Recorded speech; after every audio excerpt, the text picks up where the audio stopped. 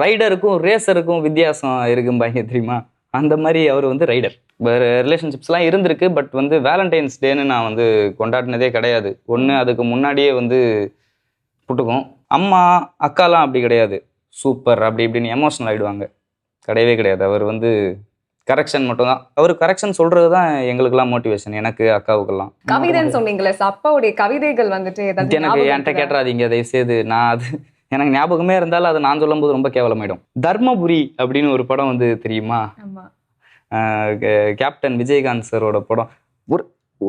அவர் அந்த அந்த ஒரு ஷூட்டிங்க்கு மட்டும் தான் எங்களை ஆசையாக கூட்டிகிட்டு போனார். கேப்டன் வந்து மீட் பண்ணிடணும், நீங்கள் ஷாக் ஆகிட்டாரு மனுஷன், சர்ப்ரைஸ் ஆகிட்டாரு. பண்ணுவானா அதெல்லாம் தெரியாது எனக்கே தெரியாது. என்னவே வந்து அவங்க புதுசாக இது பண்ணி தான் வேலை வாங்கினாங்க. அதான் நான் சொல்கிறேன்ல, திரும்ப அந்த டீமுக்கு தான் போவோம். நீங்கள் எத்தனை வாட்டி கேட்டாலும் நான் அங்கே தான் போவேன். அப்பா வந்து இந்த விக், இந்த ரெட் கலர் ஷர்ட் விக்கெல்லாம் மட்டும் ஃப்ரண்ட்டில் வருவார். ஒரு பின்னாடி வந்து கேப்டன் சார் வந்து முதுகில் அடிப்பார். அப்போ எனக்கு அது வந்து சின்ன பையனாக பார்த்தது.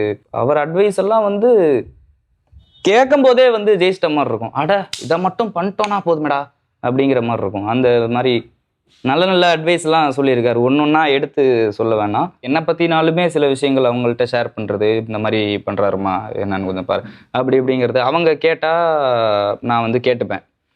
மற்றபடி கொஞ்சம் கஷ்டம் கண்ட்ரோல் பண்ணுறது. பிரச்சனை அவரும் ஒன்றும் பெருசாக புலம்பெல்லாம் மாட்டாருங்க. அவர் நான் தான் சொல்கிறேன்ல, அவருக்கே தெரியும். இப்போ அவருக்கு கிடைச்ச இப்போ அப்ரிசியேஷன்ஸ் எல்லாமே அவரோட லைஃபால் தான். ஆக்டரோட ஃபேமிலி ஆக்டர் பையனா அப்படி ஆஹா ஓகோன்னெலாம் எப்பயுமேலாம் இருக்க மாட்டாங்க. அவங்களுக்கு பின்னாடி கஷ்டங்கள்லாம் இருக்கும். அது வந்து எல்லாருக்கும் தெரியாது. பார்க்கணும், கண்டிப்பாக பார்க்கணும். நான் வந்து என் உயிர் இருக்கிறதுக்குள்ள ஒரு வாட்டியாவது பார்த்துடணும். ஆனால் அவங்களுக்கும் நான் யாருன்னு தெரியணும். வணக்கம் சார். நல்லா இருக்கீங்களா? நல்லா இருக்கேன். நீங்க எப்படி இருக்கீங்க? சூப்பரா இருக்கேன். கிரேட். ஸோ சார் பத்தி சொல்லணும் அப்படின்னா 96ல அவருடைய ஃபர்ஸ்ட் என்ட்ரியை வந்துட்டு வேற லெவல்ல கொடுத்து, அதுக்கப்புறமா ஜிகர் தண்டா டபுள் எக்ஸ், அதுக்கப்புறமா டெந்து தனிந்தது காடு அப்படின்னு நிறைய ஃபிலிம்ஸ் பண்ணியிருக்காங்க. அண்ட் நெக்ஸ்ட் ஜிவி பிரகாஷ் சாரோட ரெபல் அப்படிங்கிற ஃபிலிம் ரிலீஸ் ஆக போகுது. அண்ட் நெக்ஸ்ட் வீக் ஹாட்ஸ்பாட் அப்படிங்கிற ஃபிலிம் ரிலீஸ் ஆக போகுது. ஸோ வசந்த் டிவி சார்பா உங்களுக்கு மனமார்ந்த விஷயம் நாங்க வந்துட்டு தெரிவித்துக் கொள்கிறோம் சார். தேங்க்யூ. எப்படி போயிட்டு இருக்குது உங்களுடைய ஜேர்னி, உங்களுடைய கரியர் எல்லாமே? அப்படி பொதுவாக கேட்டீங்களா?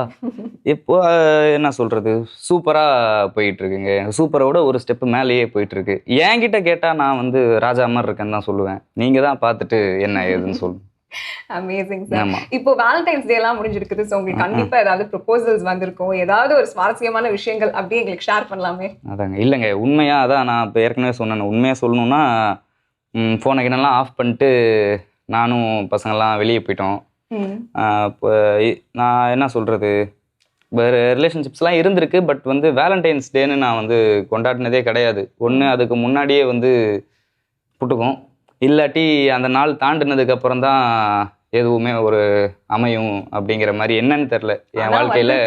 அதை வந்து சார் பதிவு பண்ணியிருக்காரு. கண்டிப்பாக ப்ரொபோசல்ஸ் வந்து ஏன் நான் என்னங்க வரலாம் செய்யுங்க, எனக்கு என்ன அப்படி சிறப்பாக தான் போயிட்டு இருக்கு. நீங்க 96ல உங்களுடைய ஃபர்ஸ்ட் என்ட்ரி கொடுத்தீங்க. ஸோ உங்களுக்கு அந்த ரோல் கிடைச்சதும், உங்களுக்கு வந்துட்டு இந்த லைக் வேர்ல்ட் ஆஃப் ஆக்டிங் அதுல நீங்க ஃபர்ஸ்ட் டைம் வந்துட்டு கால் எடுத்து வச்சதும் உங்களுக்கு அது எப்படி இருந்தது? எனக்கு வந்து எனக்கே ஆச்சரியமா தான் இருந்தது. என்ன இப்போ என்கிட்ட நம்பி ஒருத்தங்க ஒரு வேலையை ஒப்படைக்கிறாங்களா? அதுக்கு முன்னாடிலாம் வந்து நான் எதையுமே சீரியஸாக எடுத்து பண்ணது கிடையாது. ஸ்கூல்லையும் சரி, காலேஜ்லேயும் சரி. காலேஜ் படிக்கும்போது தான் 96ங்கிறது வந்தது. ஸோ அது எப்படி வந்ததுன்னெலாம் நிறைய சொல்லியிருக்கேன் நான். அதான் அந்த மாதிரி ஆடிஷன் போனேன். அங்கே அரவிந்தண்ணாங்கிற என்ன சொல்கிற அசோசியேட் டைரக்டர், பிரேமனாவோட அசோசியேட் டைரக்டர், அவர் தான் ஃபஸ்ட்டு பார்த்தாரு. பார்த்துட்டு நல்லா பண்ணுற அப்படின்னு அவர் சொன்னது தான் எனக்கு வந்து கிடைச்ச ஃபர்ஸ்ட் அப்ரிசியேஷன். இதில் இந்த ஒரு இப்போ இது ஓகே அப்படியா பண்ண முடியுமா, சரி ஓகே அப்படின்னு எனக்கே ஒரு நம்பிக்கை வந்தது. அதை வச்சு தான் அப்புறம் இன்னொரு வாட்டி ஆடிஷன் போகிறோன்னு இது பிரேமண்ணாவும் இருந்தாங்க. எனக்கு அந்த மாதிரி பிக் பர்சன்ஸ் எல்லாம் சொல்லும்போது தான் எனக்கு வந்து தெரியுது, சரி ஓகே அப்போ ஏதோ ஒன்று பண்ணலாம் போலையே, நம்பி இறங்கலாம் அப்படின்னு. அவங்களுக்கு வேலை வாங்க தெரியும். அவங்களுக்கு யாருக்கிட்டே இருந்து வேணால் வேலை வாங்கிடுவாங்க. ஸோ எனக்கு என்ன, நான் சரி ஓகே அவங்க சொல்ல சரி அப்படியா சரி ரைட் ஓகே அப்படின்னு பண்ணது. அவங்களுக்கு கன்வே பண்ண தெரிஞ்சது தான் அதில் மெயின் ப்ளஸ். ஸோ அப்படி பண்ணியிருக்கேன். அதுக்கப்புறம் வந்தது தான் மீதியெல்லாம் உங்களுக்கு தெரியும், பார்த்துருப்பீங்க. கரெக்ட். ஸோ உங்களுடைய டெபியூ ஃபில்மே வந்துட்டு அவ்வளோ பாசிட்டிவ் ரெஸ்பான்சஸாக இருந்தது. இன்ஃபேக்ட் சிங்கிளாக இருக்கிறவங்களை கூட வந்துட்டு ஃபீல் பண்ண வைக்கும். ஏன்னா நானே அவ்வளோ ஃபீல் பண்ணி அந்த படத்தை பார்த்தேன். ஸோ உங்கள் ஃபர்ஸ்ட் ஃபில்மே அப்படி ஒரு சூப்பர் ஹிட்டாக உங்களுக்கு போகும்போது அது எந்த அளவுக்கு உங்களுக்கு இம்பாக்ட்ஃபுல்லாகவும் ஸ்பெஷலாகவும் இருந்தது? அது வந்து அதில் என்னோட பார்ட்டி எதுவுமே இல்லைங்க. அதனால் வந்து என்ன இது எல்லாமே அமைஞ்சது தானே. இப்போ அவங்க இப்போ அப்ரோச் பண்ணி சரி இப்போ நான் ஆடிஷன் போனேன், நான் ஆடிஷன் பண்ணதுனால தான் கிடச்சதுலாம் சொன்னால் அது வந்து இப்போ தப்பாக இருக்கும். போனேன், ஓகே செட் ஆச்சு, அவங்களா பார்த்து தான் செலக்ட் பண்ணாங்க, கிடச்சிது. அந்த மாதிரி எல்லாம் அமைஞ்சது தான். அதுக்கு வந்து பாசிட்டிவ் ரெஸ்பான்ஸுங்கிறது முழுக்க அந்த டீம் அவங்க போட்ட எஃபர்ட்டு டைரக்டர் தான் போய் சேரும். அப்போது அதில் ஒரு சின்ன பார்ட் எனக்கும் வந்து சரி ஓகே கூட போனதுக்கு எனக்கு ஒரு நல்ல ஒரு லைஃப் ஸ்டார்ட் ஆன மாதிரி இருக்குது. ஸோ அதை வச்சு நான் என்ன பண்ண போகிறேங்கிறது தான் அடுத்த சாப்டர். ஆமாம், உங்களுடைய ஃபிலிமில் ஐ மீன் அது ஃபர்ஸ்ட் ஃபில்மாக உங்களை அங்கே வந்துட்டு ஒரு ஸ்கூல் பாயாவும் சரி காலேஜ் பாயாவும் சரி ரொம்ப ஒரு பியூட்டிஃபுல்லான ஒரு ரோல் நீங்கள் ப்ளே பண்ணியிருந்தீங்க. ஸோ அது வந்துட்டு அதில் உங்களுக்கு நிறைய கேர்ள் ஃபேன்ஸுமே வந்துட்டு அமைஞ்சது. இன்ஃபேக்ட் நானே வந்துட்டு அவ்வளோ ரசிச்சு அந்த ஃபில்மை வந்துட்டு பார்த்தேன். ஸோ அது ரொம்ப அழகாகவே இருந்தது.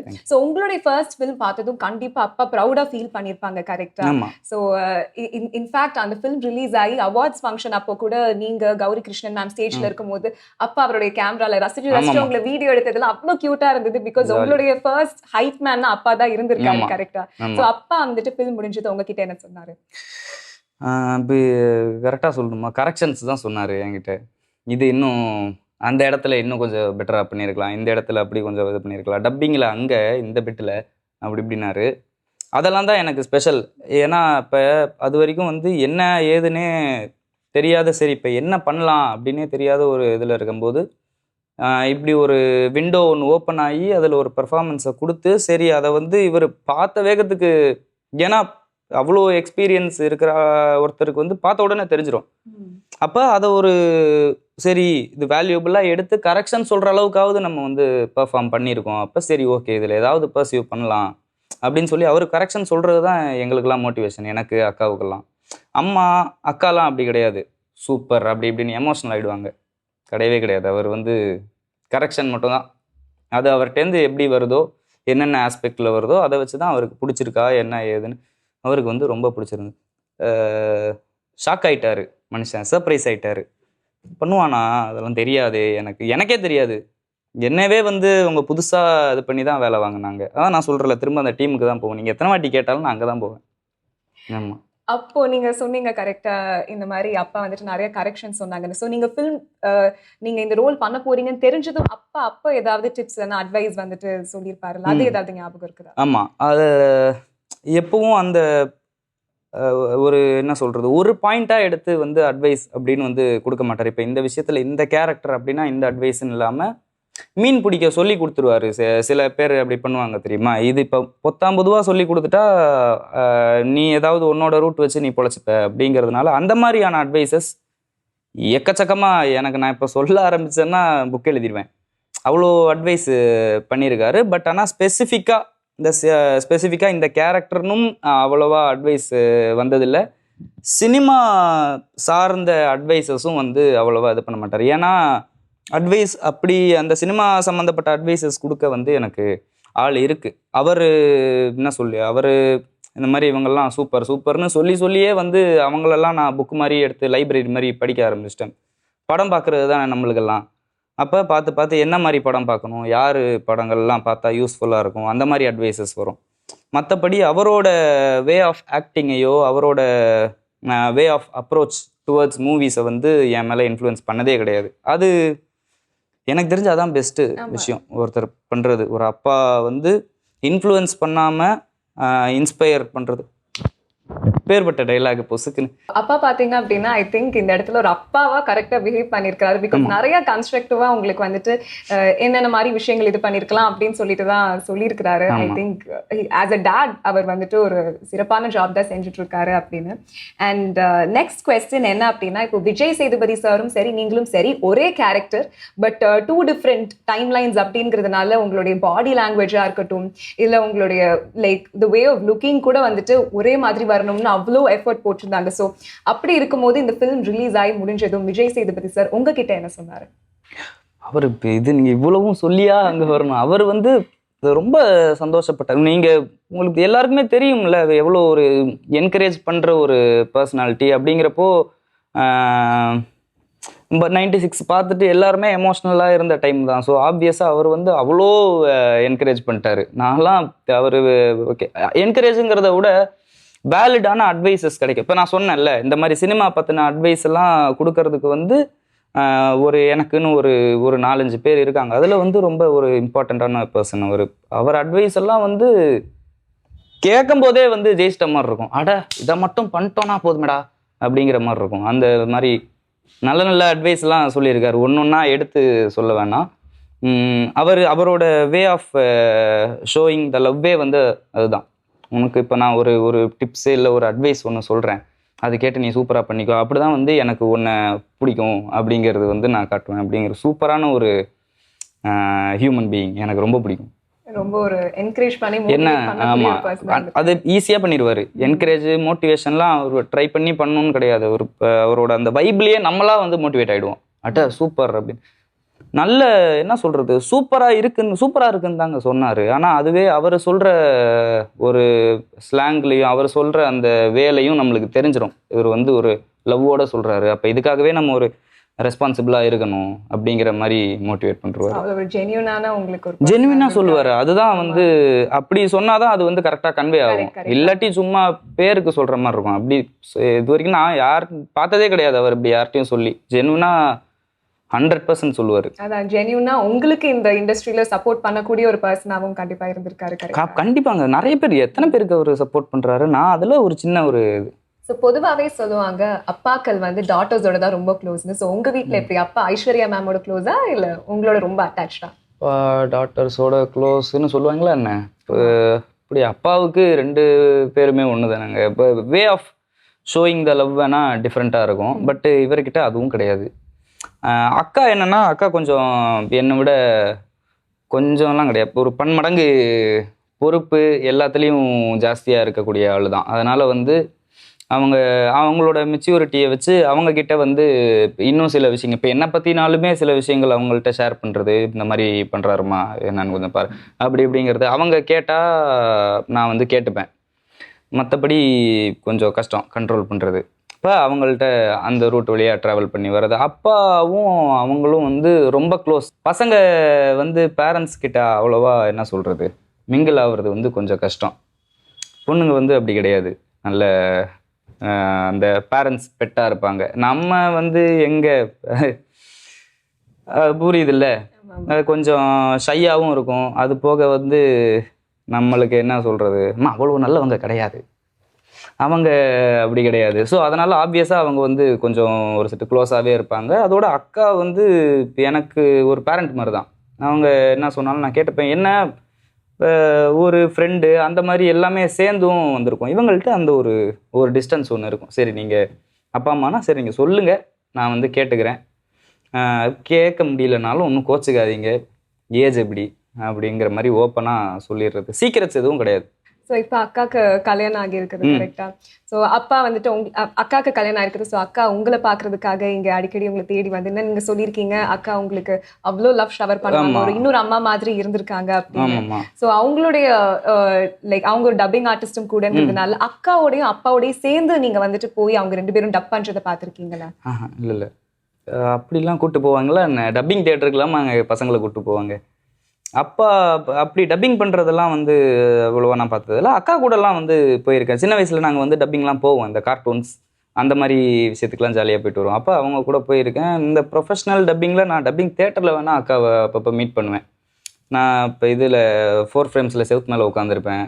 அப்போ வந்து திடீர்னு நீ என்ன இந்த பக்கம் அப்படிம்பாங்க, வந்திருக்கேன். அதுவாக தான். அப்பா வந்து நான் வேலை பார்க்க போகும்போதெல்லாம் வந்து எனக்கு தெரிஞ்ச வரைக்கும் தனியாக தான் போயிருக்கேன். அந்த வேலை சைட்லாம் வந்து ஃபேமிலி எவ்வளோவா இது கிடையாது. இப்போ எங்க அப்பா செலிபிரிட்டியா இருந்தாங்கன்னா நான் எங்க அப்பா கிட்ட வந்துட்டு என்னுடைய ஃபேவரட் ஆக்ட்ரஸையோ இல்லை ஆக்டரோ எனக்கு கூட்டு போய் காட்டுங்க அப்படின்னு நான் வந்துட்டு கேட்பேன். ஸோ நீங்க அந்த மாதிரி சின்ன வயசுல இருக்கும் போது கேட்டிருக்கீங்களா? அந்த மாதிரி ஏதாவது எக்ஸ்பீரியன்ஸ்? கேட்டது கிடையாது, கேட்டதே கிடையாது. எனக்கு அப்படி வந்து அது வேற ஒரு சின்ன வயசுல இருந்து அந்த ஒரு மேட்டர் வேற இருக்கு. எனக்கு இப்போ யாரையாவது பார்க்கணும் அப்படின்னு நான் 2-3 பேரை வச்சிருக்கேன். அவங்கள வந்து எனக்கு பார்க்கணும், கண்டிப்பாக பார்க்கணும். நான் வந்து என் உயிர் இருக்கிறதுக்குள்ள ஒரு வாட்டியாவது பார்த்துடணும். ஆனால் அவங்களுக்கும் நான் யாருன்னு தெரியணும். என்னோட ஏதாவது ஒரு ஒர்க்கை வந்து அவங்க என் முன்னாடி இது நல்லா இருந்ததுப்பா, இது சூப்பர் அப்படின்னு ஒரு ரெக்கக்னைஸ் பண்ணுற மாதிரி இது பண்ணுற இப்படி ஒரு சுச்சுவேஷன் அமையண்டா ஆதி இப்போ நீ போனா அப்படின்னா, நான் போய் காலில் விழுந்துட்டு ஒரே ஒரு ஃபோட்டோ ஒன்று எடுத்துட்டு அவங்க வாயிலிருந்து அந்த இனிமையான சொற்களை கேட்டுட்டு ரிட்டன் ஆகிடுவேன். அதுதான் என் ஆசை. மற்றபடி இவங்க கூட்டிகிட்டு போய் காட்டணுங்கிறது அப்படி பார்த்தா நான் இப்போ இருக்கிற கான்டாக்டுக்கு நம்ம வந்து யாருக்கிட்ட வேணால் கேட்டு யாரை வேணால் கூப்பிட்டு போய் இப்போ ஒரு வாட்டி பார்த்துடணும் அப்படின்னு சொல்லிடலாம்ல. அது அவ்வளோவா ஒர்த்தாக இருக்காது. ஸோ இந்த 2-3 பேருன்னு சொன்னீங்களா அவங்களை தலைவர் ஃபஸ்ட்டு தலைவர், தளபதி. இருங்க அப்படி பார்த்தா 2-3 நிற்காதே. அப்படி யோசிக்க ஆரம்பிச்சா எனக்கு வந்து கமல் சாரை வந்து மீட் பண்ணியிருக்கேன். ஆனால் 100 வாட்டி மீட் பண்ணாலும் எனக்கு பத்தாது.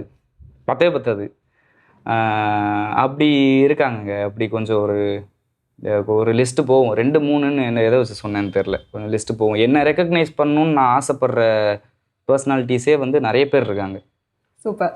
ஸோ அப்பா பார்த்தீங்க அப்படின்னா அவருடைய ஜேர்னியில் அவர் ஃபர்ஸ்ட் ஒரு தியேட்டர் ஆர்டிஸ்டாக இருந்தாருன்னு சொல்லியிருந்தேன், கரெக்டாக? ஸோ அது தியேட்டர் ஆர்டிஸ்டாக ஒர்க் பண்ணிட்டு இருக்கும் போதே ஐ திங்க் அது முடிஞ்சு அவர் ஒரு பேஸ்ட் கம்பெனியில் ஒர்க் பண்ணிட்டு இருந்தாரு. அதுக்கப்புறமா ஃபிலிம் இண்டஸ்ட்ரியில் வந்து அண்ட் எல்ஐசியில் ஒர்க் பண்ணிட்டு இருந்தாரு. அண்ட் அது முடிஞ்சும் வந்துட்டு all India radio, Doordarshan, dubbing artist அப்படின்னு லைக் ரொம்ப ஒரு மல்டி டேலண்டடாக அவர் நிறைய விஷயங்கள் பண்ணிட்டு இருந்திருக்காரு. ஸோ அவருடைய ஜேர்னியில் அவர் ஃபேஸ் பண்ண சேலஞ்சஸ் அவர் எனக்கு அவர் ஷேர் பண்ணியிருக்கிறாரா, ஃபீல் பண்ணி?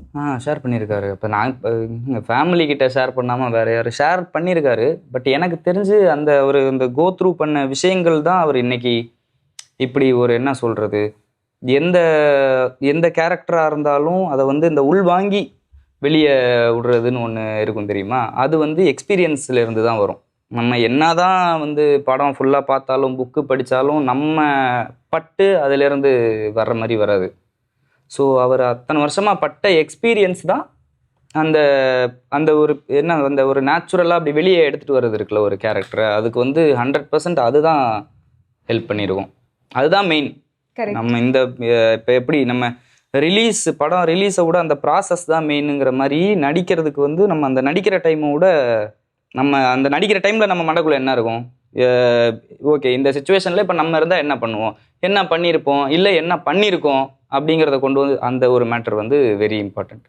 அவருக்கு அவரோட லைஃப் தான் ரொம்ப இம்பார்ட்டண்ட். அதை வச்சு தான் மீதி எல்லாம். இப்போ உங்களுக்கு தெரிஞ்சது இந்த ஆக்டிங் அப்படிங்கிற ஒரு மேட்ரு. உங்களுக்கு தெரியாமல் எவ்வளவோ டேலண்ட்டு அவர் வந்து எங்களுக்கு மட்டுமே தெரிஞ்ச டேலண்ட்ஸ் எல்லாம் இருக்குது. அதுக்கு பின்னாடியும் அவர் லைஃப் தான் இருந்திருக்கு. அவரோட மெமரி மாதிரிலாம் நான் பார்த்ததே கிடையாது. அவரோட எக்ஸ்பீரியன்ஸ் தான் காரணம். எக்ஸ்பீரியன்ஸுன்னு நான் சொல்கிறது வந்து ஒரே விஷயத்தோட எக்ஸ்பீரியன்ஸ் கிடையாது. எக்ஸ்பீரியன்ஸுன்னு நான் சொல்கிறது அவர் எக்ஸ்பீரியன்ஸ் பண்ண விஷயங்கள், லைஃப்பில் என்னென்ன பார்த்துருப்பாரு, அப்போ எத்தனை பேரை பார்த்துருப்பாரு. அந்த மாதிரி ஒரு கேரக்டர் இதை சொன்னால், இப்போ நீங்கள் எந்த கேரக்டர் எடுத்தாலும் அதுக்கு பின்னாடி ஏதாவது ஒரு பேர் அவர் சொல்லுவார். எங்கள் ஊரில் இப்படி ஒருத்தன் இருந்தான், அவனை லைட்டாக இதில் ஒரு சாயல் எடுத்துகிட்டு வந்தேன், அப்படி இப்படின்னு. அதுக்கு நம்ம நிறைய ஆளுங்களை பார்க்கணும். என்ன சொல்கிறது, go to many places, meet many people, so you can make art அப்படின்னாங்க. யார் சொன்னான்னு தெரில, அந்த ஒரு இது படித்தேன், சொன்னேன். ஸோ அதனால் அவரோட எத்தனை வருஷமாக சுற்றி அவரோட எக்ஸ்பீரியன்ஸ் தான் அவரோட வெற்றி. அப்பா நிறைய வீடியோஸ்லயே அவருடைய கஷ்டங்களை ஷேர் பண்ணியிருக்காரு. அப்படி இருக்கும்போது என்னுடைய பசங்க இந்த கஷ்டங்கள் ஷேர் பண்ணாம அவர் வந்துட்டு வளர்த்திருப்பாரு, கரெக்டா? ஸோ நீங்க அதுல அப்பா பட்ட கஷ்டங்கள்ல இதெல்லாம் வந்துட்டு அப்பா வந்துட்டு நான் ஃபேஸ் பண்ணாம என்னை பார்த்துக்கிட்டாரு அப்படின்னா என்னென்ன விஷயங்களை நீங்க சொல்லுவீங்க? அவர் பட்ட கஷ்டங்கள் நாங்கள் ஃபேஸ் பண்ணாமன்னா, அவர் பட்ட கஷ்டங்கள் டோட்டலாக வேற ஜானர். அது அவரோட வளர்ப்பு வேற. அவரை வளர்த்தது அவங்களோட அப்பா அம்மா, என்ன வளர்த்தது ஏன் அப்பா அம்மா. உங்களுக்கு புரியுதா டிஃப்ரென்ஸ்? அதுலேயே வந்துடும். அவரை வளர்த்தப்ப அவருக்கு என்னென்ன கஷ்டம் வந்திருக்குமோ அது அவரோட அந்த ஜென்ரேஷன், அந்த டைம்னு ஒன்று இருக்குது. 1970s 80s 90s அதெல்லாம். இப்போ நம்ம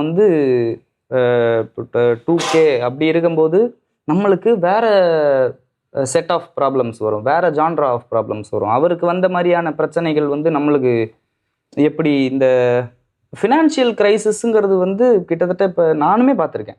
இப்போ அப்படி ஆக்டரோட ஃபேமிலி ஆக்டர் பையனா அப்படி ஆஹா ஓஹோன்லாம் எப்பயுமேலாம் இருக்க மாட்டாங்க. அவங்களுக்கு பின்னாடி கஷ்டங்கள்லாம் இருக்கும். அது எல்லாருக்கும் தெரியாது. அவங்களுக்கு தெரிஞ்சது இப்போ ஒரு வருஷத்தில் ஒரு என்ன சொல்கிறது, ஒரு 12 மாதம் இருக்குன்னா ஒரு மாதம் மட்டும்தான் அவங்க கண்ணுக்கு, அதாவது பப்ளிக்கோ ஆடியன்ஸோ யாரோ பார்க்குறவங்க ஒரு தேர்ட் பர்சன் அவங்க கண்ணுக்கு தெரியும். மீதி இருக்கிற நாள், அப்போ மீதி 11 மாதம் நாங்கள் வந்து கோமாவில் இருந்தோம்னு அர்த்தமா? இல்லை, அந்த 11 மாதமும் வாழ்ந்திருப்போம். அதில் ஏதாவது பிரச்சனைகள்லாம் இருந்திருக்கும். அவர் பார்த்த மாதிரியான பிரச்சனைகள் நாங்கள் பார்த்ததுங்கிறது வெரி சிமிலர். பட் வந்து பார்க்க விட்டதில்லை. இப்போ நான் அது நிறைய சொல்லியிருக்காரு. இப்போ நான் இது வந்து எங்களுக்கு இந்த மாதிரி இருந்ததில்லை, உங்களுக்கு வந்து நான் பண்ணுறேன், இல்லை என்னை வந்து இதுக்கெல்லாம் அலோவ் பண்ணதில்லை, உன்னை வந்து நான் அலோவ் பண்ணுறேன், அலோவ் கூட பண்ணுறதில்ல, என்னை வந்து அதுக்கு மோட்டிவேட் வேறு பண்ணுவார். போய் பண்ணு, எங்களுக்கு இதுக்கெல்லாம் சொல்கிறதுக்கு ஆள் கிடையாதுப்பா. அதெல்லாம் வந்து ரெகுலர் டைலாக் தானே பேரண்ட்ஸோட. எங்களுக்கு வந்து ஹெல்ப் பண்ணுறதுக்கு ஆள் கிடையாது, சொல்கிறதுக்கு ஆள் கிடையாது. அவர் சொல்கிற ஹெல்ப் அப்படிங்கிறது வந்து நான் சொல்கிறேன்ல, மீன் பிடிக்க கற்றுக் கொடுக்குறது தான் அவர் சொல்கிற ஹெல்ப். மீனை பிடிச்சி கொடுக்க மாட்டார். இது வரைக்கும் இன்டர்ஃபியர் ஆனதே கிடையாது. நான் இப்போ எவ்வளவோ கதை கேட்டிருக்கேன், இப்போ என் கூட உட்காந்தது கிடையாது அவர். அப்போ அவ்வளோ ஃப்ரீடம் எனக்கு கொடுக்கும்போது ஒரு ரெஸ்பான்சிபிலிட்டின்னு என் ஷோல்டரில் ஏறுது இல்லை, மிஸ்யூஸ் பண்ணுறக்கூடாது அப்படிங்கிறது. அதுதான் அவர் வந்து கொடுக்குற மேட்ரு. அது ராங்காக போகிறதுக்கு வாய்ப்பே கிடையாது. அந்த ரெஸ்பான்சிபிலிட்டிங்கிற மேட்ரு வந்து நம்ம தப்பாக போகிறதுக்கு வந்து வாய்ப்பே கிடையாது.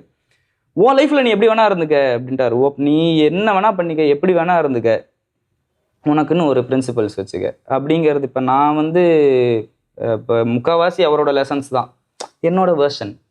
நம்மளுக்குன்னு ஒரு தனி இது இருக்கும்ல. அவர் பிரச்சனை, அவரும் ஒன்றும் பெருசாக புலம்பெல்லாம் மாட்டாருங்க. நான் தான் சொல்கிறேன்ல, அவருக்கே தெரியும் இப்போ அவருக்கு கிடைச்ச இப்போ அப்ரிசியேஷன்ஸ் எல்லாமே அவரோட லைஃபால் தான். அப்படிங்கிறப்ப இப்போ வைஸ் மென் வந்து எல்லாம் புலம்பெல்லாம் மாட்டாங்க, சந்தோஷமாக தான் ஏற்றுப்பாங்க. நாங்கள் ஜாலியாக தான்ப்பா இருந்தோம், நாங்கள் சைக்கிள்லேயே இங்கேருந்து அங்கே வரைக்கும் போவோம், அப்படி இப்படிங்கிறதெல்லாம் புலம்பிலாம் சொல்ல மாட்டார், ஜாலியாக தான் சொல்லுவார். அவருக்கும் பெருசாக எதுவும் பிரச்சனை வந்த மாதிரி எனக்கு தெரில. பிரச்சனைலாம் இருந்திருக்கு, அதை அவர் பிரச்சனையாக எடுத்துக்கல, நம்ம எடுத்துக்கிறது தானே. அப்படி பிரச்சனை இல்லாத ஆளே கிடையாது. எனக்கும் அந்த மாதிரி நிறைய பிரச்சனை வந்திருக்கு. பட் அவர் சொல்லி கொடுத்த லெசன் என்னென்னா, அதெல்லாம் பிரச்சனையாக நீ பார்த்தா தான் பிரச்சனை, நீ பாட்டுக்கு ஜாலியாக போனால் ஒரு பிரச்சனையும் கிடையாது. நீங்கள் கேட்ட கேள்விக்கு நீங்கள் 2 பேர் லைஃப்லையும் பிரச்சனையே கிடையாது, 100% சந்தோஷமாக தான் இருக்கும் அப்படிங்கிறதா பதில். Sportive approach. ஆனா நிஜமாலே அது இட்ஸ் சம்திங் நாங்க எல்லாருமே ஃபாலோ பண்ணிக்க கூடிய வேண்டிய ஒரு விஷயம். யார் வேணா ஃபாலோ பண்ணலாம். ஒரு பிரச்சனையா பார்க்காம அதை ஒரு பிரச்சனையா பார்த்தா தானே அது ஒரு ப்ராப்ளமாவே தெரியும். இல்ல அப்படின்னா அதுல ஜாலியா இது பண்ற வேண்டியதான். இப்ப ஒரு ப்ராப்ளம் தெரியலன்னா சாய்ஸ்ல விட்டுருவோம்ல, அந்த மாதிரி விட்டு போக வேண்டியதான். இப்போ நீங்களும் அப்பாவும் சேர்ந்து பண்ணியிருக்கிற விஷயங்கள், லைக் ஒரு செரிஷ்ட் மெமரியா இருக்கட்டும், இல்லை நீங்க 2 பேருமே சேர்ந்து செய்யற ஒரு ஹாபியா இருக்கட்டும், அது ஏதாவது ஷேர் பண்ண முடியுமா? நாங்க வந்து ஹாபி அப்படின்னா சின்ன வயசுல ஹார்ஸ் ரைடிங் போவோம். வேளச்சேரியில மெட்ராஸ் ரைடிங் ஸ்கூல் அப்படின்னு ஒரு இடம் இருக்குது, சூப்பராக இருக்கும். அங்கே வந்து எல்லாரும் எங்களுக்கு க்ளோஸ். ஒரு எப்படின்னா காலங்காத்தால கிளம்பிடுவார், ஒரு 3:30க்கு எழுந்து 4க்கு கிளம்பிடுவார். நான் அந்த டைமுக்குள்ளே எழுந்து ரெடி ஆகி கிளம்புறேன்னா தூங்கிட்டேன் அப்படின்னா விட்டு போயிடுவார். ஒரு 1 ஹவருக்கு அப்புறம் எழுந்து அழ ஆரம்பிச்சிருவேன். விட்டாரு அப்படின்னு சொல்லி அடுத்த நாள் வந்து பயத்திலே எழுந்திருப்பேன், விட்டு போயிடுவாரோ அப்படின்னு சொல்லி. போவோம் ஹார்ஸ் ரைடிங், நான், அப்பா, அக்கா 3 பேருக்குமே. அது வந்து 3 பேருக்குமே அந்த குதிரை அப்படிங்கிற ஒரு விஷயம் வந்து ரொம்ப பிடிக்கும். ஒன்று, ஹார்ஸ் ரைடிங்கும் பிடிக்கும், போகிற இடமும் பிடிக்கும், அங்கே இருக்கிற ஆளுங்க எல்லாரையுமே பிடிக்கும். இப்போ என்னன்னா, நான், அப்பா, அக்கா 3 பேருக்கும் வந்து ஹார்ஸ் ரைடிங்னா ரொம்ப பிடிக்கும், குதிரைனா பிடிக்கும், அனிமல்ஸ்னாலே வந்து பிடிக்கும். அப்படி இருக்கும்போது சரி ஓகே, எல்லாருக்கும் பிடிச்ச விஷயம் அப்படிங்கிறதுனால ஒரு ஜாலியாக காலைல வந்து காரில் அப்படியே கிளம்பி போவோம் காலங்காத்தால். அதை முடிச்சுட்டு எப்படின்னா காலையில் எழுந்த உடனே எங்களுக்கு வந்து சந்தோஷமாக இருக்கிற விஷயத்த பண்ண மாதிரி நாங்கள் அப்போ வந்து ஃபுல் சாட்டிஸ்ஃபைடாக ரிட்டன் வீட்டுக்கு வந்து அதுக்கப்புறம் கிளம்பி ஸ்கூலுக்கு போகணும் அப்படிங்கிறப்ப என் மூஞ்சி எல்லாம் மாறுன்னு மாறிடும். அக்கா வந்து ஜாலியாக கிளம்பி போயிடுவாங்க படிக்கிறவங்க. நம்மளுக்கு எங்கே அது, நம்ம அப்படியே சரி அப்படியே மூஞ்சி தொங்க போட்டே இருப்பேன். கேட்பாரு, காலையில் காத்தால நீ வந்து ஹார்ஸ் ரைடிங்கிறப்ப ஜாலியாக கிளம்பி வரல, அந்த ஜாலிலாம் எங்கே போகுது ஸ்கூலுக்கு போகிறப்ப, நீ ஸ்கூலுக்கு போகும்போது ஜாலியாக இருந்தியா? அப்படி இந்த ஹார்ஸ் ரைடிங்கிறது இப்போ கூட இருங்க, இப்போ இங்கெல்லாம் கொடுத்த அந்த பாருங்க, அவருக்கு வந்து ரொம்ப பிடிச்ச விஷயம் ஹார்ஸ் அப்படிங்கிறது. அது வந்து ஹாபி ஹாபி சொல்லலாம். ஹாபி வந்து நம்மளுக்கு என்ன டைம் வந்து பிடிச்ச விஷயத்துல ஸ்பெண்ட் பண்றது தானே வந்து ஹாபி. அதனால மேஜர் பெஸ்ட் ஹாபி சின்ன வயசுல எல்லா மெமரிஸ் அப்படி இப்படின்னா மொத்தமா வந்து அந்த ஹார்ஸ் ரைடிங்ல தான் வந்து நிற்கும். இப்போ நீங்க அப்பா பத்தி நிறைய சுவாரஸ்யமான விஷயங்கள் சொன்னீங்க அண்ட் இதுலயே தெரிஞ்சுக்கிட்டோம் தட் அப்பா ஒரு புக் ரீடர் அண்ட் ஹார்ஸ் ரைடிங்க்கு அவருக்கு அவ்வளோ பேஷன் இருக்குது. அண்ட் நீங்க ஃபர்ஸ்டே சொல்லியிருந்தீங்க அப்பாவுக்கு வந்துட்டு ஆக்டிங் இது எல்லாமே தவிர்த்தும் நிறைய விஷயங்கள் வந்துட்டு அவருக்கு பேஷனேட்டா பண்ணுவாரு அண்ட் டேலண்ட்ஸ் இருக்குது அப்படின்னு. ஸோ அதுவும் எங்களுக்கு ஷேர் பண்ண முடியுமா? கார்ஸ்னால் ரொம்ப பிடிக்கும். ஆனால் he is not a speedster. Car maintain பண்ணுறது, ட்ரைவ் பண்ணுறது, அவர் வந்து என்ன அந்த இந்த ரைடருக்கும் ரேசருக்கும் வித்தியாசம் இருக்கும்பாங்க தெரியுமா? அந்த மாதிரி அவர் வந்து ரைடர். ஜாலியாக சின்ன லெவல் ரைடர், ரொம்ப ப்ரொஃபஷ்னல்லாம் கிடையாது. பட் ஆனால் காரு நாங்கள் சின்ன வயசில் வந்து சின்ன வயசுலன்னு இல்லை இப்போ வரைக்குமே கூட ஊருக்கு ஜாஸ்தி டிரைவில் நிறைய ட்ராவல் பண்ணி போவோம். எந்த ஊருக்காக இருந்தாலும் சரி, அதுலேயும் மேஜராக வந்து அப்பா சொந்தக்காரங்க எல்லாரையும் பார்க்கலாம் அப்படின்னு சொல்லி தஞ்சாவூருக்கு அப்பப்போ வந்து ஜாலியாக போயிடுவோம்.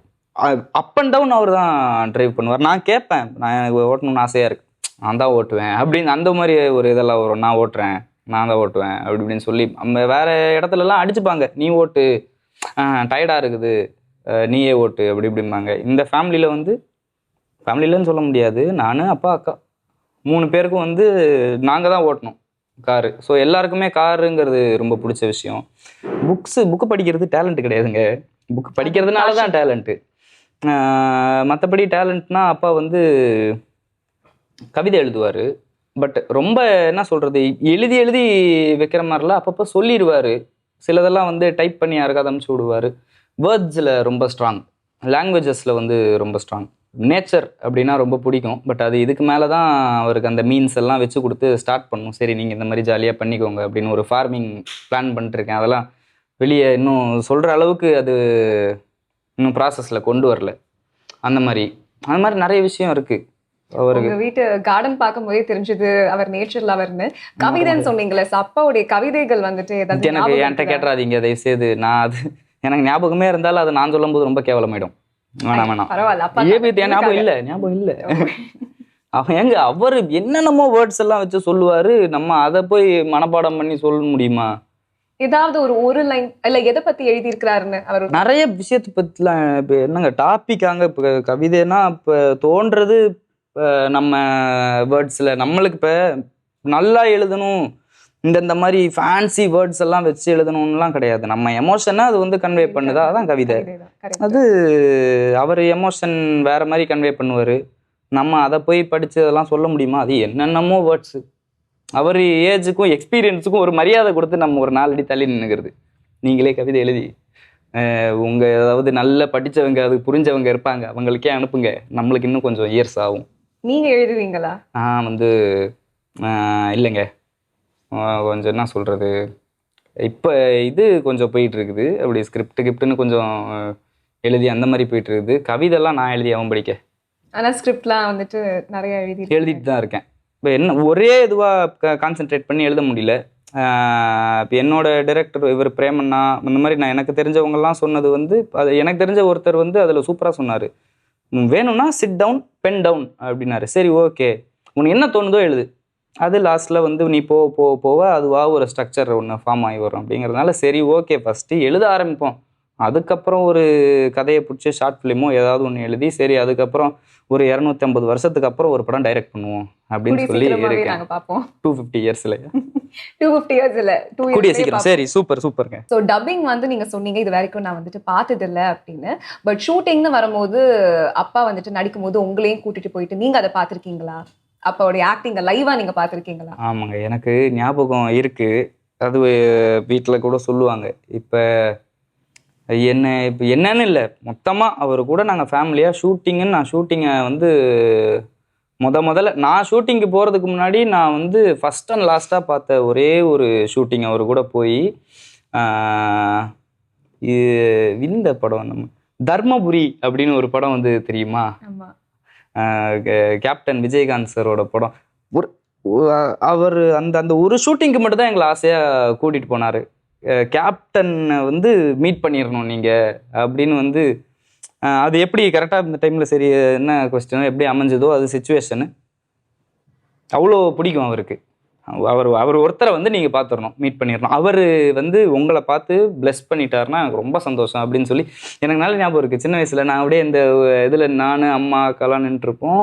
இந்த ஷார்ட்டு கூட எனக்கு ஞாபகம் இருக்குது. அப்பா வந்து இந்த விக், இந்த ரெட் கலர் ஷர்ட்டு விக்கெல்லாம் மட்டும் ஃப்ரண்ட்டில் வருவார். ஒரு பின்னாடி வந்து கேப்டன் சார் வந்து முதுகில் அடிப்பார். அப்போ எனக்கு அது வந்து சின்ன பையனாக பார்த்தது, அந்த லோ ஆங்கிள்லேருந்து பார்த்தது வந்து நல்ல ஞாபகம் இருக்குது.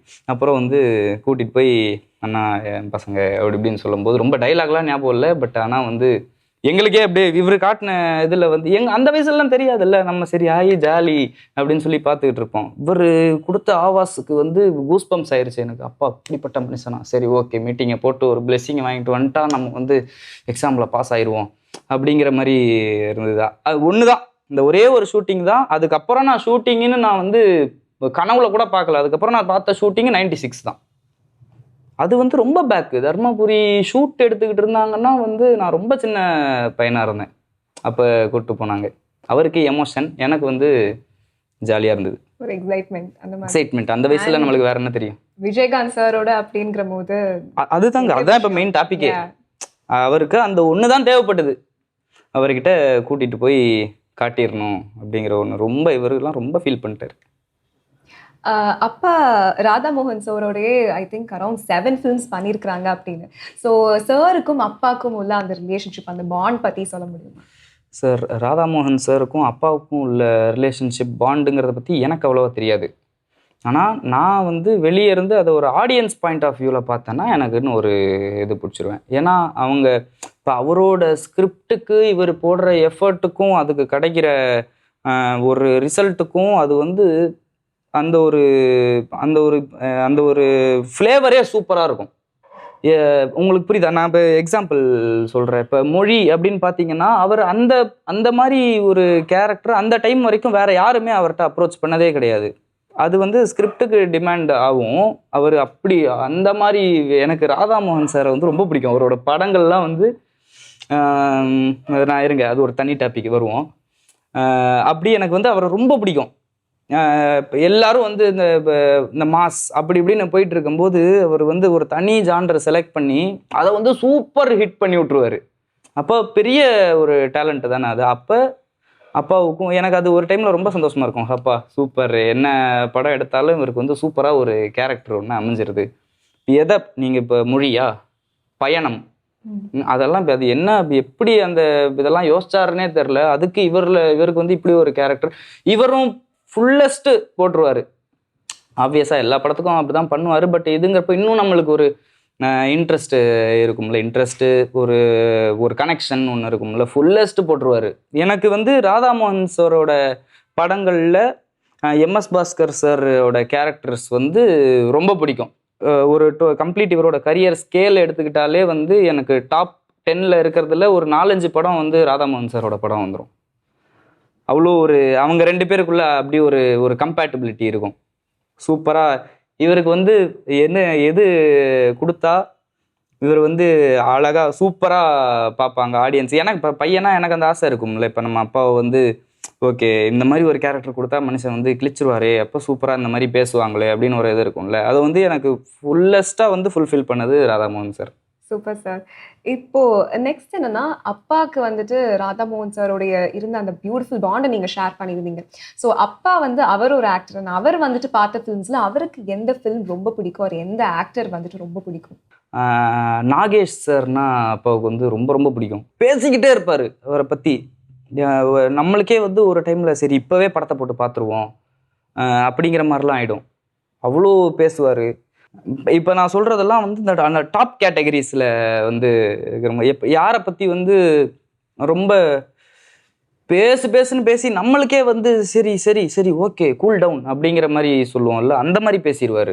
எமோஷன் ஆவார் திடீர்னு. இப்போ யாராவது ஒருத்தர் பேரை எடுத்துட்டாருன்னா நான் வந்து இப்போ ஜர்க் ஆகிடுவேன். ஆஹா இவர் அடுத்து இப்போ என்ன பண்ண போகிற, சிரிக்க போகிறாரா அழ போகிறாரான்னு தெரியலையே அப்படிங்கிற மாதிரி ஆகிடும். அவ்வளோ நாகேஷ் சார். கமல் சார் வந்து டாப்பு மெயின். அவர் வந்து பேசிக்கிட்டே இருப்பார், எந்தெந்த ஆஸ்பெக்ட்லேயோ சொல்லுவார். ஏன்னா அவர் வந்து வெறும் ஆக்டிங் மட்டும் கிடையாது, எதை எடுத்தாலும் அவரோட ஒரு என்ன சொல்கிறது, அவரோட ஒரு தாக்கம் அதில் வந்து ஹெவியாகவே இருக்கும். அப்போ எந்த டாபிக் எடுத்தாலும் வந்து அதில் கமல் சார் பேர் வந்து வந்துடும். எனக்கும் கேட்க கேட்க ஜாலியாக தான் இருக்கும், எனக்கெல்லாம் உயிர். ஸோ நெக்ஸ்ட் என்னன்னா, இப்போ அப்பாவுடைய ஆக்டிங் சைட் நம்ம பார்த்தோம், பட் டப்பிங் சைட் வந்துட்டு எனக்கு ரொம்ப சுவாரஸ்யமா இருந்த விஷயங்கள் என்னன்னா, இப்போ ஒரு தமிழ் படத்துக்கு நீங்க ஒரு வாய்ஸ் ஓவர் கொடுக்குறீங்கன்னா அது ஈஸி, பட் ஒரு இன்னொரு லாங்குவேஜ் அப்படின்னு இருக்கும்போது நீங்க அதுக்கு வாய்ஸ் ஓவர் கொடுக்கறது வந்துட்டு ஒரு பெரிய விஷயம்.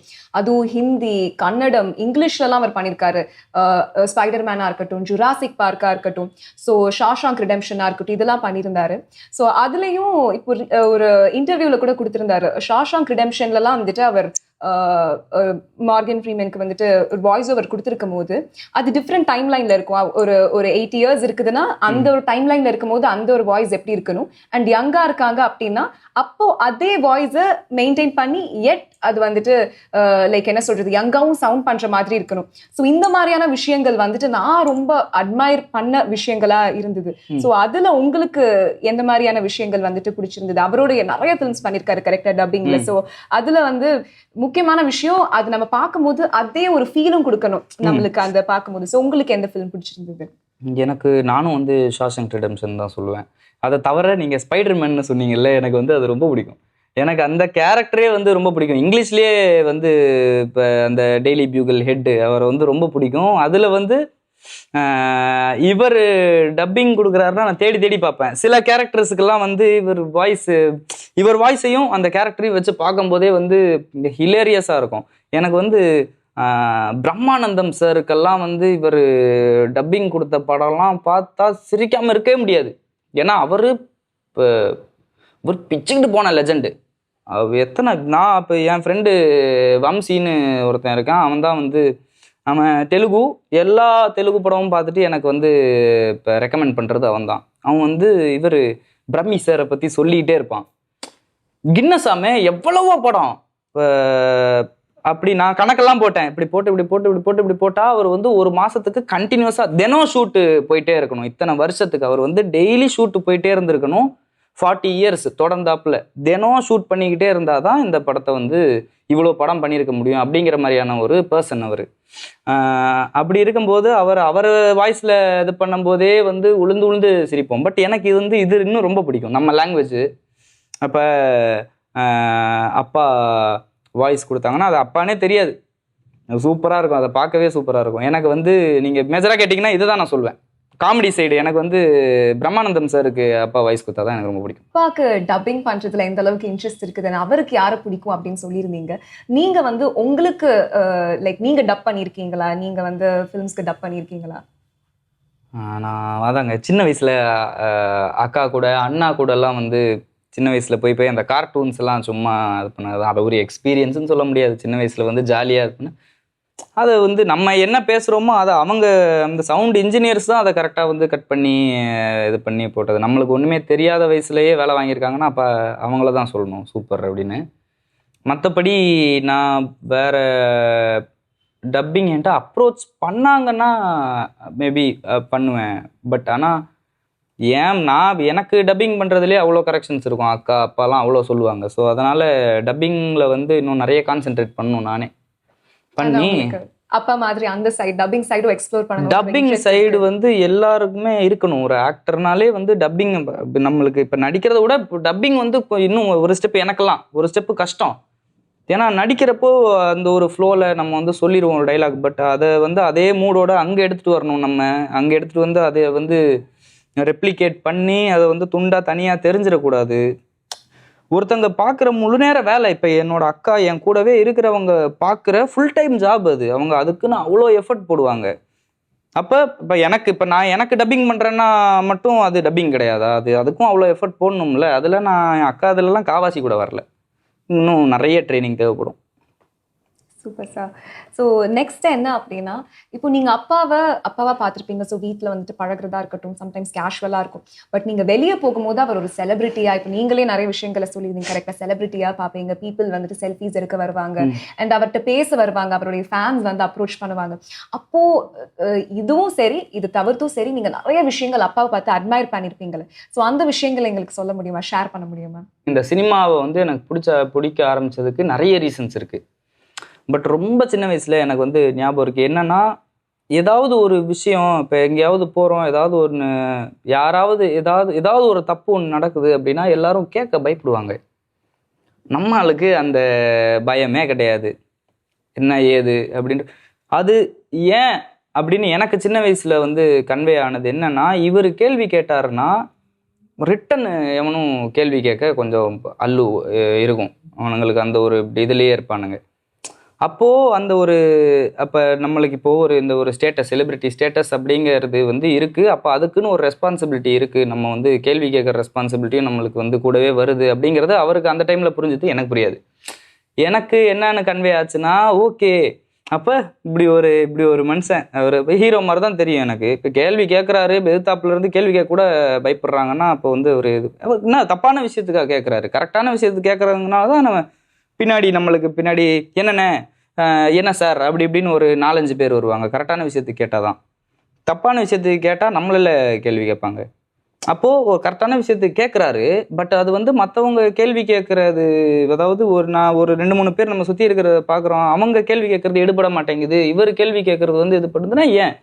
அந்த ஒரு சினிமா அப்படிங்கிற ஒரு விஷயம் என் வயசுக்கு அவ்வளோதாங்க புரிஞ்சுது. இப்போ 6 வயசு 7 வயசுக்குலாம் அவ்வளோதான் புரிஞ்சுது. அப்போது அந்த ஒரு மேட்டர் இருக்குல்ல. சூப்பர். சரி. அப்போ நம்மளும் அந்த ஒரு பொசிஷனுக்கு ஒன்று வந்தால் நம்மளும் ஏதாவது வந்து கேள்வி கேட்டோம்னா ரிட்டன் அடி விழாமல் இருக்கும் அப்படிங்கிற ஒரு தாட்டில் தான் அப்போ யோசிச்சது. அதுக்கப்புறம் அங்கேருந்து பல ரூட்டு மாறி நான் எங்கெங்கேயோ போய் என்னை வந்து இன்ஜினியர் ஆக்கலான்னு இவங்க போராடினாங்க. வாய்ப்பே கிடையாது. நான் அப்புறம் ரேசராக போயிடலான்னு பார்த்தேன். அதுலேருந்தும் அப்படியே வந்து திரும்பி கடவுளாக பார்த்து இந்த பக்கம் இழுத்து விட்டார். இப்போது நான் எனக்கு சினிமா பிடிச்சதுக்கும் நான் சினிமாவில் இருக்கிறதுக்கும் வேறு நிறைய வேரியஸ் ரீசன்ஸ் இருக்குது. ஆனால் அந்த ஒரு ரீசன் நான் சின்ன பையனாக ஆசைப்பட்ட அந்த ஒரு ரீசன் வந்து இருந்துக்கிட்டே தான் இருக்குது. கேள்வி கேட்பேன். கரெக்டான விஷயங்களுக்கு கேட்பேன். ஏடா கூடமா எல்லாத்துக்கும் கேள்வி கேட்டுக்கிட்டு இருந்தா புடலையே தட்டி போடான்ருவாங்க. அதான் அப்பாவே வந்து நல்ல ஒரு வாய்ஸ் அவுட் பண்ற ஒரு பர்சனா இருக்கிறாருங்கிற போது இஸ் வெரி பிரேவ். பயம் கிடையாது. அவ்வளோதான். ஒன்றும் இப்போ என்ன கரெக்டான விஷயங்களுக்கு தான் கேட்குறேன் அப்படிங்கிறப்போ நீ அது எதிர்த்தாப்புல இருந்து நீ அது இல்லை இது நொல்லைன்னு சொன்னா நீ தான் ராங்குன்னு எனக்கு மைண்டில் நான் வந்து நல்லா இது பண்ணிருவேன். அப்போ எப்படியும் பயம் இல்லை அப்படிங்கிறப்ப லாஸ் ஏடா கூடமா போயிடும். ஸோ நீங்க அப்பா பத்தி அட்மையர் பண்ண விஷயங்களை சொன்னீங்க. ஸோ அப்பா வந்துட்டு யாரையாவது பத்தி இன்ஸ்பயர் ஆயிருக்காரா? அவரோட இன்ஸ்பிரேஷன் ஒரு ஐடல் உங்களுக்கு? எனக்கு பேர் அவ்வளோவா எனக்கு அதான் சொல்றேனே, அவர் நிறைய பேசுவார், நிறைய பேரை பத்தி பேசுவாரா. அப்பப்போ போலீஸ் ஆஃபீஸர்ஸ் நிறைய பேரோட பேர் சொல்லுவார். இந்த மாதிரிலாம் இருக்கணும்ப்பா, இந்த மாதிரிலாம் படிக்கணும், அப்படி இப்படி படிக்க முடிஞ்சா நான் படிக்க மாட்டேனா இருங்க அப்படின்ட்டுருவேன். நிறைய பேரை பற்றி இன்ஸ்பயர் ஆவார். நான் அதான் இப்போ அதில் மேஜர் வந்து விஜயகாந்த் சார். அவர் தான் இப்போ எவ்வளோ குவாலிட்டிஸ், அதாவது ஃபஸ்ட்டு மேஜரான ஒரு குட் குவாலிட்டிஸ் எந்த ரிலிஜன் எடுத்தாலும் ஃபஸ்ட்டு குட் குவாலிட்டி அப்படிங்கிறது வந்து சோறு போடுறது தான். அது ஃபஸ்ட்டு எல்லாத்துலேயுமே அதான் சொல்லுவாங்க. அதில் வந்து என் ஃப்ரெண்ட்ஸ் எல்லாம் இருக்காங்க. இப்போ அவங்க இஸ்லாம்லலாம் மேஜர் ஃபஸ்ட்டு அந்த 4 பில்லரும்பாங்களாம். எனக்கு அந்த வேர்ட்ஸ் அவ்வளோவா தெரில, சாரி. பட் ஆனால் அந்த பில்லரில் மேஜரான ஃபஸ்ட்டு பில்லரே வந்து சோறு போடுறது தான். அதை ஒருத்தர் வந்து பக்காவாக பிடிச்சிருக்காருங்கிறப்பவே வந்து க்ளோஸ். அப்பாவும் நீங்களும் எந்தெந்த விஷயத்தில் நாங்கள் ஒரே மாதிரி தான் அப்படின்னா அது என்ன விஷயமா இருக்கும்? ஆர் நீங்கள் 2 பேரும் ரிசம்பிள் பண்ணுற ஒரே கேரக்டர் அது எந்தெந்த விஷயங்களுக்குலாம் அது உங்களுக்கு ஒத்து போயிருக்கும்? ஒன்று வந்து ரொம்ப சீரியஸான டைமில் ஹியூமர். சுற்றி இருக்கவங்கலாம் வெறுப்பாயிடுவானுங்க. என்ன பேசிக்கிட்டு இருக்கேங்கிற அளவுக்கு வந்து கொஞ்சம் இந்த சீரியஸ்னஸுக்குள்ளே போகிறதுக்கு கொஞ்சம் டைம் ஆகிடும். அதனால் பிரச்சனையோட உச்சக்கட்டத்தில் தான் அந்த சீரியஸ்னஸுக்கு போகிறது. அது வரைக்குமே வந்து ஏதாவது கவுண்டர் ஒன்று போட்டுக்கிட்டு அப்படி இப்படியே இருக்கிறது தான். அது சுற்றி இருக்கிறவங்களுக்கு கடுப்பாகவும். பட் அதை பற்றி கவலைப்படுறதில்லை 2 பேருமே. 2வது சாப்பிடுவோம் ஹெவியாக. இப்போ அவரை பார்த்தாலும் வந்து அப்படி இவ்வளோ சாப்பிட்ற ஒருத்தரா அப்படின்னு வந்து ஆசையாக சாப்பிடுவார். நீங்கள் அவரை சாப்பிட்றத பார்த்தாலே நம்மளுக்கு வந்து இப்போவே நம்மளுக்கு பசிக்கும், அப்படியே சாப்பிட்றணுமே அப்படின்னு இருக்கும். அந்த மாதிரி சாப்பிடுவார். நானும் வந்து என் உடம்புக்கும் சாப்பிட்றதுக்குலாம் சம்மந்தமே இருக்காது. எனக்கு வந்து சாப்பாடு தான் சந்தோஷமே. ஏதாவது ஒரு மாதிரி கடுப்பாக இருந்தாலோ சோகமாக இருந்தாலோ சந்தோஷமாக இருந்தாலோ வாமாமா வம்சி வாடா போய் சாப்பிட்ருவோண்டா அப்படி இப்படின்னு சொல்லி இங்கே நிறைய ஃபேவரட் ஹோட்டல்ஸ்லாம் இருக்குது சாப்பாடு. மற்றபடி என்ன அப்பா பையன்னா கிட்டத்தட்ட பேசுகிறதே இப்போ கிட்டத்தட்ட ஒரே மாதிரி தான் இருக்கும். என்ன நான் கொஞ்சம் அந்த இப்படி அந்த ஒரு இப்போ இந்த ஒரு ஜென்ரேஷன் சாயல் தெரியும். அவருக்கு வந்து அந்த ஜென்ரேஷன் சாயல் தெரியும், அவ்வளோதான் டிஃப்ரென்ஸ். நீங்க ரோல் ஸ்விட்ச் பண்ணி நீங்க அப்பாவுடைய ஃபிலிம்ஸோ இல்ல அப்பாவுடைய மூவில நீங்க ஒரு கேரக்டர் நான் வந்துட்டு பண்ணியிருக்கணும் அப்படின்னு அப்பாவுடைய ஃபிலிம்ஸ் பார்த்து ஆசைப்பட்டதுன்னா என்ன, அது என்ன ரோலா இருக்கும்? இதானே செலக்ட் பண்ணுறது. பட் நான் எதை செலக்ட் பண்ணாலும் அது என்னோட ஒரு, நான் தான் சொல்கிறேன்ல, அந்த இப்போ சினிமாவில் அந்த ஒரு ரிசம்பிளன்ஸ் காட்ட மாட்டேன், என்னோட ஷேடில் தான் இருக்கும் அது. அப்போ அப்படி பார்த்தா நான் எல்லாமே சொல்லுவேனே. இப்போ எட்டு தொட்டாக்கள் ரொம்ப பிடிக்கும், மொழி ரொம்ப பிடிக்கும். மொழின்னு வச்சுக்கோங்களேன், நான் பண்ணால் பார்க்க முடியுமான்னு தெரில மக்களால், பட் ஆனால் பண்ணிடுவேன்னு வச்சுக்கோங்க, அதுதான் பெஸ்ட். ஆமா, அதுல அப்பாவுடைய ரோலே அவ்வளவு அழகா இருந்தது. அந்த கேரக்டரைசேஷன் செம்மையா இருக்கும்ல. So correct sir. இப்போ நீங்களும் அப்பாவும் சேர்ந்து ஒரு ட்ரீம் ப்ராஜெக்ட் பண்றதா இருந்ததுன்னா அது எதுவா இருக்கும்? அதுல நீங்க என்ன ரோல் எடுப்பீங்க? அதுல அப்பாவுக்கு வந்துட்டு என்ன ரோல் இருந்தா நல்லா இருக்கும் நீங்க நினைக்கிறீங்க? நானும் அப்பாவும் வந்து பிரேக்கிங் பேட் சீரீஸ் ரீமேக் பண்ணலாம் அப்படின்னு எனக்கு ஒரு ஆசை. அது பார்ப்போம், நம்ம அதெல்லாம் முடியுமா, சும்மா ஒரு ஆசை வேணா பட்டுக்கலாம், நல்லா இருக்கும்ல. கண்டிப்பா, நானே பிரேக்கிங் பேடோட ஹார்ட்கோர் ஃபேன். அப்படியா? அதனால சூப்பர், நான் கண்டிப்பா பார்க்க வருவேன். சூப்பருங்க. So thank you so much sir. நீங்க வந்து நிறைய சுவாரஸ்யமான விஷயங்கள் வந்து சொல்லியிருந்தீங்க. அப்பாவுடைய பேஷனா இருக்கட்டும், அவருடைய ஹாபிஸா இருக்கட்டும், ஒரு ஆக்டரா தாண்டி அவர் அப்பாவா எப்படி அண்ட் அவர் லைஃப்ல அவர் ஃபாலோ பண்ண நிறைய விஷயங்கள் அது எந்த அளவுக்கு இம்பாக்ட்ஃபுல்லா இருந்திருக்குது அப்படிங்கறதையும் நீங்க வந்துட்டு ஷேர் பண்ணியிருந்தீங்க. ரொம்ப தேங்க்ஸ் சார். அண்ட் உங்களுடைய அப்கமிங் ஜேர்னிக்கும் சரி, உங்களுடைய மூவிஸ்க்கும் சரி, வசந்த் டிவி சார்பா எங்களுடைய மனமார்ந்த விஷஸ். தேங்க்யூ. என்னை பத்தி நிறைய பேசியிருக்கேன் நான், நிறைய இன்டர்வியூஸ்ல வந்து பேசியிருக்கேன். அப்பாவை பற்றி அப்பாவே நிறைய இன்டர்வியூஸில் பேசியிருக்காரு. பட் என்னன்னா, நான் அவரை பற்றி பேசுகிறதுக்கு வந்து ஒரு சான்ஸ் அமைச்சு கொடுத்ததுக்கு வசந்த் டிவிக்கு ரொம்ப நன்றி. ரொம்ப சந்தோஷமாக இருந்தது. இதை அவர் பார்க்கும்போது நான் பக்கத்தில் இருக்க மாட்டேன், ஏன்னா ஒரு மாதிரி ஷையாக இருக்கும். இதை வந்து அவர்கிட்டையுமே வந்து ஓப்பனாக அவரை இல்லை உட்காருங்கப்பா, உங்களை பற்றி ஒரு 45 நிமிஷம் உங்கள்கிட்ட பேசணும் அப்படின்லாம் நான் சொன்னது கிடையாது. அப்போ அவரை பற்றி அப்பாவை பற்றி பேசுறது எல்லாருக்குமே ஒரு சந்தோஷமான விஷயம் தான் இல்லை. அதனால் அதுக்கு ஒரு சான்ஸ், அருமையான ஒரு சான்ஸ் உருவாக்கி கொடுத்ததுக்கு வசந்த் டிவிக்கும் இந்த காட்ஃபாதர் அப்படிங்கிற ஷோவுக்கும் ரொம்ப நன்றி. இந்த மாதிரி ஒரு சூப்பரான எபிசோட்ல நெக்ஸ்ட் உங்களை நான் சந்திக்கிறேன். அண்ட் இது காட்ஃபாதர் ஷோ. உங்களிடமிருந்து விடைபெறுவது உங்கள் சுபிக்ஷா. நன்றி.